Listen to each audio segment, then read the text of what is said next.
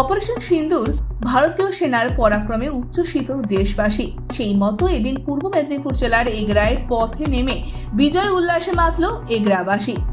সন্ধ্যায় পূর্ব মেদিনীপুর জেলার এগরা শহরে বাজি ফাটিয়ে ও ভারত মায়ের স্লোগান দিয়ে উল্লাস করে এগরাবাসী। স্থানীয় বাসিন্দা চন্দন মাইতি বলেন, আমরা ভারতীয় সেনার এই বীরত্বকে উদযাপন করলাম। যেভাবে ভারতীয় সেনারা অপারেশন সিঁদুরের মাধ্যমে পাকিস্তানের জঙ্গি ঘাঁটিগুলোকে ধ্বংস করেছে, তার জন্য ভারতীয় সেনাকে ধন্যবাদ জানাই। আশা করব আগামী দিনে ভারতীয় সেনা আরো বেশি বেশি করে এই রকম অভিযান চালিয়ে সন্ত্রাসবাদকে ধ্বংস করবে।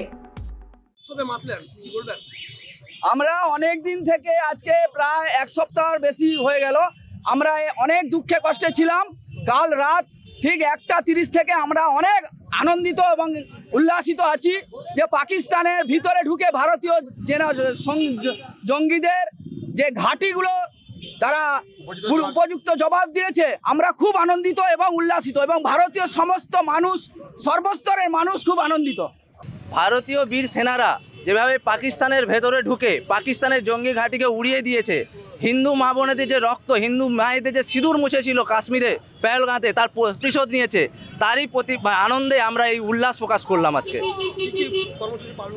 আমাদের প্রথমে আমরা জাতীয় ফ্ল্যাগ নিয়ে ভারতীয় সেনা বীর সেনাদের অভিনন্দন জানালাম।